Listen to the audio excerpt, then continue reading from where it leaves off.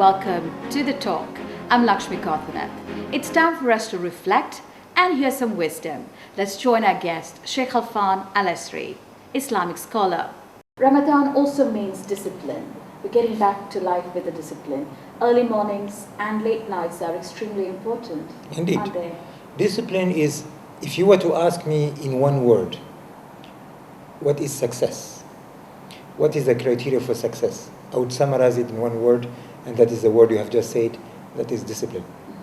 We do need discipline as human beings in our lives. We see that we need that discipline when we're children. We see that discipline when we're students.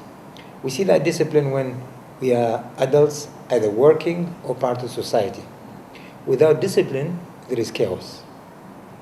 Without discipline, this universe wouldn't be so magnificent in the way it is today. Without discipline, our body, the way it functions, it wouldn't have happened. So there is a system, and the system is consistency, and that consistency comes from discipline. So Ramadan comes as an opportunity to try and practice discipline at its best. Discipline of holding oneself back, not only from eating and drinking, but also from bad language, also from bad attitude and bad habits. And if one can refrain in 1 month from any wrong behavior or attitude or habit, it's an indication that one has got that willpower to enable them to take that forward for the 11 months, the remaining of the year. So it's a great exercise for the willpower. Absolutely. Willpower is what is being activated in the month of Ramadan to indicate that everyone, excuse me, to indicate that every individual has got that willpower within them. They just need to activate it, focus on it, hold on to it, and with that it's going to make them successful. One's behaviors and one's values are again in congruency. When the conscience speaks to us, that is usually the spiritual part that is talking to us. Most of the time, because of the temptations of life, because of the desires of life, because of what we tend to see as materialistic, most of the time people tend to be maybe derailed, or they tend to pay more attention to the materialistic needs. And as a result, they forget that spiritual connection. So the month of Ramadan, usually we say, slow down on the materialistic need and focus more on the higher purpose of life. And when people attain that peace of mind, usually they tend to be happier with themselves. They find that inner peace within themselves, and that inner peace is what truly gives them that tranquility, happiness, joy, ecstasy, and they see the world totally different. But we shop more during Ramadan. Well, people are different. Some people do find the benefit of Ramadan. Some people take it as an opportunity to try and change. Other people see it as a temporary means, and by which they go back to their old behaviors. And to such people we say, you are missing the opportunity for you to become a better person. We all desire for a higher purpose. And sometimes there are barriers, sometimes there are events or situations or circumstances, and some of it is self-limiting beliefs that are limiting us to go and truly discover ourselves. Usually as people, we are all good people. but it is the surrounding, it is the experience that we go through that either make us bitter about life or they make us appreciative of life. So Ramadan is time to go and re-evaluate life as it is, to say life is more important than to carry on with negative thoughts, negative feelings, bitterness, anger, resentment, animosity. It's time to put that aside. Enjoy life. This is a temporary life. We're here for a short period of time, and there is nothing that is stopping us from enjoying life. And that is the true purpose of Ramadan. Sheikh Khalfan, Ramadan also, we think about zakah and thinking about others, and towards the end of Ramadan, everyone plans for Eid, but also about others is something that we should be thinking about. Indeed.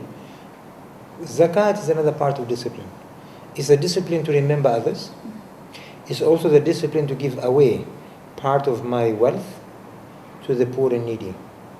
It's a discipline of moving away from greediness, from holding the money to myself, from being selfish, to being thoughtful towards others. It is also a discipline of trading with Almighty Allah. For when we give zakah, we are actually trading with Allah. He is the one who gave us the wealth, and He can take it away. So when we trade with Him, we are being good citizens on this earth by looking after others. And with that, we are rewarded handsomely. And the more we give, the more we get. The more we give, the more we do find that we have that peace with people, because people become more appreciative. And the more peace we have with Almighty Allah, for we are being good citizens on this earth looking after others. 21 days, you always say, makes it a habit. Indeed. So 30 days, we should have the practice as a habit, but also excel in it. Yes. 21 days is actually to change all behaviors into habits. Change the eating times, the prayer times, the sleeping times, so that we can capture the night of power, Laylatul Qadr, which happens to be in the last 10 days.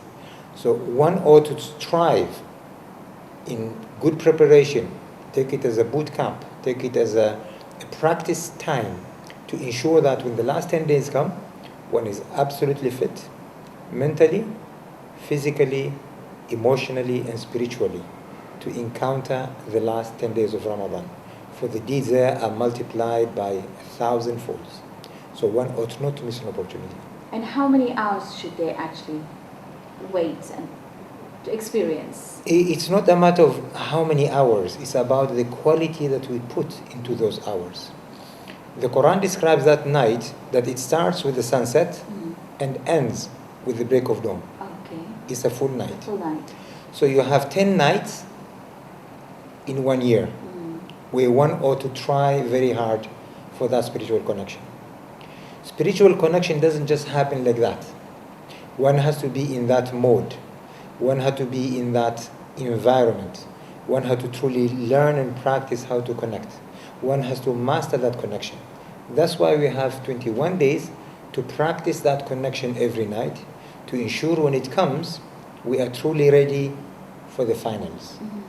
Similar to the World Cup. People do practice a lot for the finals. The more they practice, the better chances they have to go all the way to the finals. And usually those who have stamina, those who have good skills, those who have mastered the game are the ones who have a better chance to succeed. Same thing here, spiritual connection.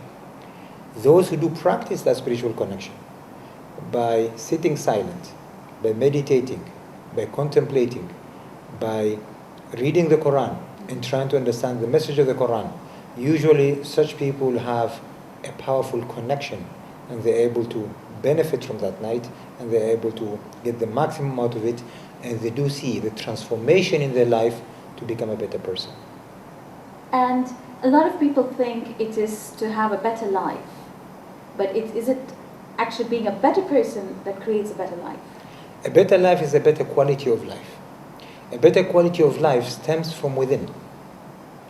There are people who have everything materialistically they can think of, but internally they have struggles.